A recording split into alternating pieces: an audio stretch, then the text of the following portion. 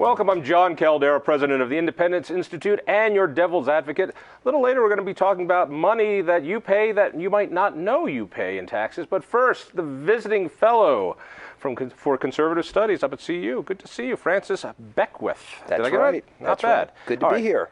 Now, first of all, there is a visiting fellowship at CU to get conservative thought into the liberal arts school. And because there's such a lack of diversity at my alma mater that we actually have to go lasso you guys from outside and bring you in once a year to come and teach some conservative thought. Is that the basic?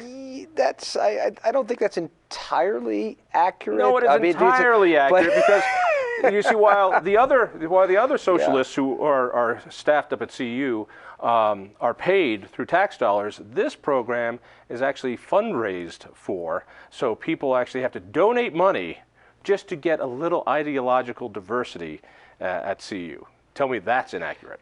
It's partly accurate. That's partly accurate. It's an alternative fact. Yeah, I mean, I think it goes to show you that at least the administration and the officials at CU respond to sort of public sentiment on this. No, no, they don't.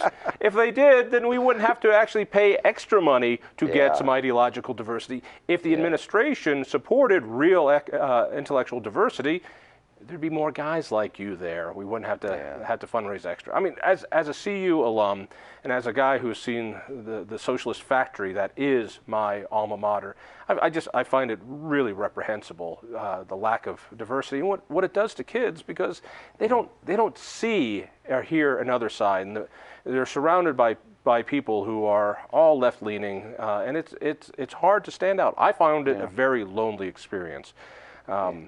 Do you find that as well? I mean, you're regularly teaching at Baylor. That's right. I'm a professor at Baylor full-time, just visiting this year. But yeah, I mean, even just in the wider academic world, clearly conservatism is a minority view. Now, certain disciplines are different. For example, economics, you've got a lot more Republicans. I think it's almost 50% of all economists are Republican. There's a greater. At CU? No, I don't know. I know about CU. Just in general, but yeah, I mean, as a conservative, I would like to have more people think as I do. But my experience has been that being in the minority, having to sort of come up with ways to present my views, has actually made me a better scholar as a consequence. Now, at the end of the day, I think you're right. Students deserve to hear different voices, and the reality is that I think at the end of the day it actually harms liberal faculty. Help me out with that one. Well, so for instance, if you're always around people that agree with you,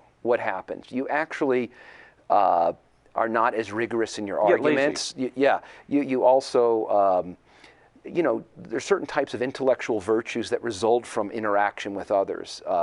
Some of the greatest moments in my own life intellectually have been after encountering and engaging those with whom I disagree. And so I tell this to students often, especially those that will sometimes complain that they are hearing things that bother them, or they want to have a safe space. And I tell them, look, at the end of the day, when you move away from those that you don't want to hear, or you want to silence them, you're not really hurting them, you're hurting yourself.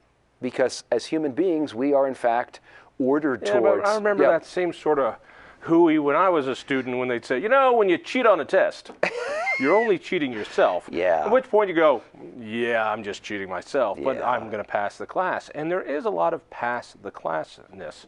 And there are people like me who went to school, and you're sitting in a crowd, you're hearing some crap from the teacher, but it takes more to stand up.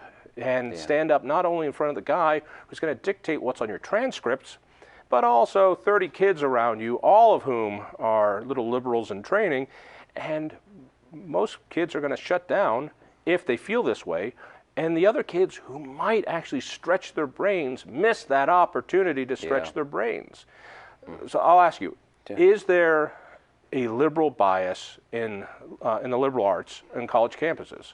Oh, clearly, I think just in the way in which, let's say, people engage in discussions. I'll give you one example from my own experience. When I first began teaching philosophy, it was at the University of Nevada, Las Vegas, UNLV, and one of my colleagues was running for state senate, and she was a Democrat, and so we were at this gathering where one of my colleagues turned to me and said, "Oh, did you vote for her in the primary?" I said, "Well, I couldn't."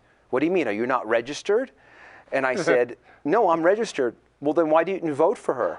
And I said, "I'm a Republican." So in other words, the fact that that category wasn't even on the radar, and I think that's one of the ways in which the Republican and in the closet that's about right. it. And if well, you want to my get first through college, job. I mean, you want to get through college, you're going to stay quiet about. But I do think one of the things that I think hurts the university is the fact that by not having enough conservatives,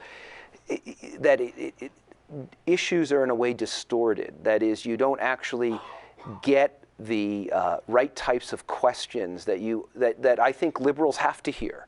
And those questions, I think, make them better liberals in a way. Right, so what I'm hearing is a really sorry-ass response here that says, you know, because there's such overwhelming liberal bias on college campuses, it's really hurting them. And so, you know, don't worry about it because it's only going to make liberals more weak. Because if we actually had something, not even parity, but even 25% of the staff felt and more towards limited government, that would just sharpen those liberals up more. Now, I'm willing to take that chance. Let's make them sharper. I think you're misunderstanding me. I'm not saying that the academy would be a better place if there was only one conservative and all liberals. What I'm suggesting is that at the end of the day, the university as a whole is harmed by having too much of a liberal bias. And I mean harm not just in terms of the intellectual virtue of liberals, but I think the students are, right? You know, one of the things that I think a classroom should be is a place where students feel free to express their views, and professors should never put students in the position to feel intimidated to not say what they really think. They don't even have to. You know what your teacher wants to hear. You know what the students around you want to say. Now, you're what, the fourth visiting fellow? I am the fourth, right, yeah. So you're the fourth. It's kind of like Doctor Who.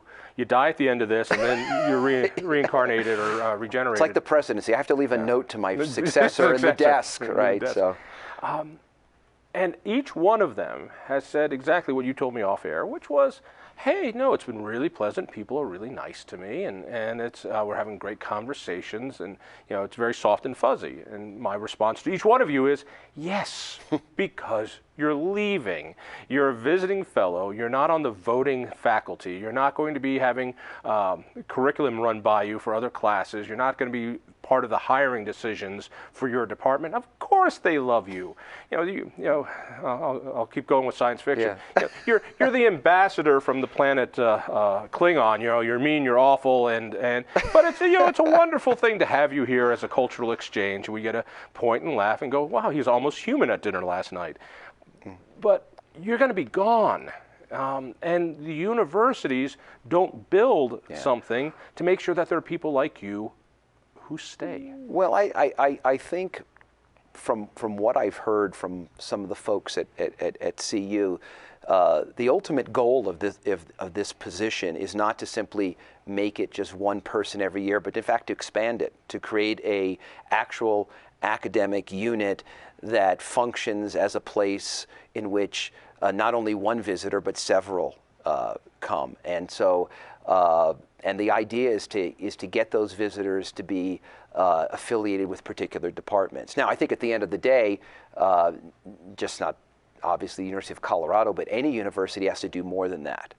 I also think that the way the market is right now in the academic world, there just aren't enough conservatives joining the ranks, and it may very well be that it's self-selective precisely because of the bias.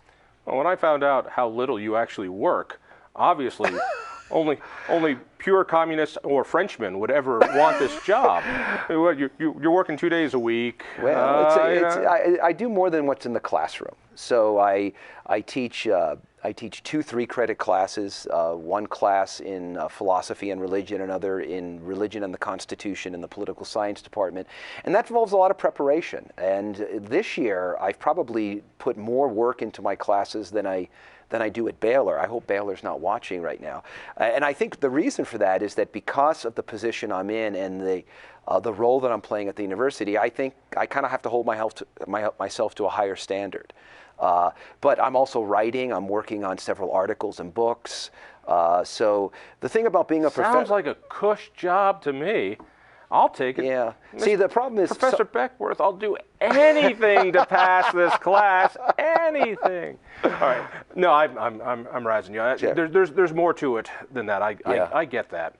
But let me go at it a different way. Okay. So this kid is forced into your class because that's the only way he'd go. We'll put him at gunpoint. You got to take this class. And he goes, I don't even know what this class is about. And the term conservatism pops out. And it is a dirty word. I'm not even a fan of the word conservatism. You're a social conservative. I am not a social conservative. I'm more of a libertarian conservative. Yeah. And so there's this guilt by association that comes with the word conservative. It's repressive, it's old-fashioned, it's discriminatory, it's racist, it's sexist, and so if somebody were to come up to you and go, give me the quickest definition of what conservatism is. As a fan of somebody like Milt Friedman, who hated the term. Yeah. He hated that the left co-opted our word, which was liberal. Yeah. That the founding fathers were liberals. The economics and economists that we worship, including Milt Friedman, these are liberals. These are classic liberals. Yeah. And somehow it's been turned to conservatism. Yeah. So what is a conservative? Yeah, I think there's obviously a variety of different definitions, but you wanted a quick one. So for a quick definition, I think a conservative is somebody that respects the givenness of the world. And what I mean by that is the conservative, and here I'm going to cite Hayek in this regard, that no one group of persons or individuals can know enough about human nature to plan things perfectly.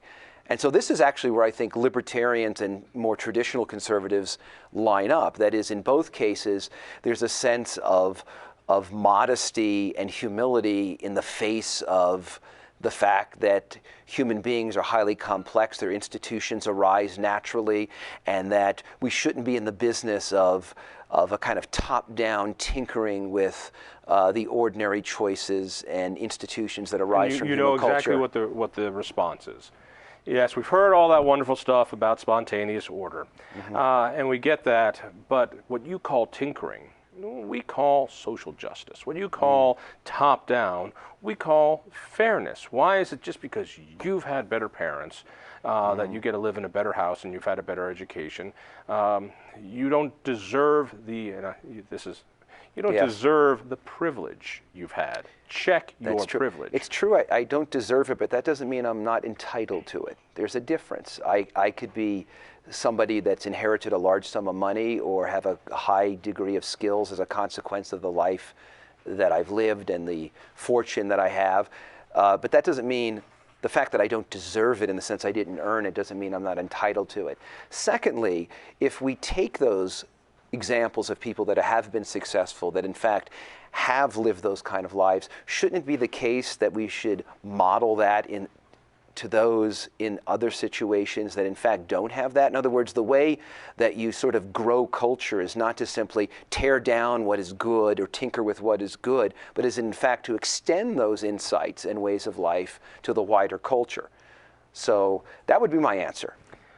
We're going to run out of time here real fast, but give me also the morality. For me, there is a morality of free association. You and I decide to do something together.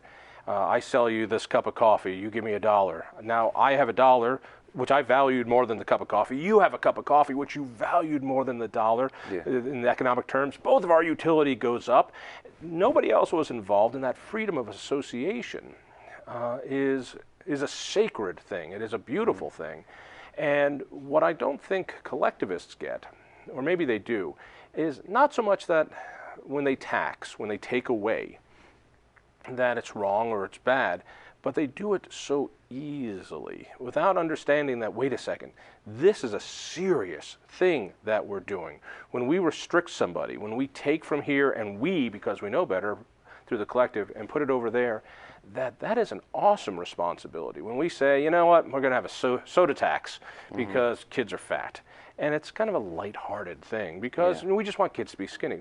No, what you're doing is something that's in its core an immoral action. Am I wrong? Well, I think that's a one way to look at it, and I don't disagree with that. I do think that I think there's a way to frame it. I think it would be consistent with what you're saying. Is that human beings are in fact made in a particular way, and that includes their will. And their will is what and their reason, our will and our reason distinguish us from other creatures in the world. And so I think when the government interferes with those choices, that it's a kind of assault on human dignity.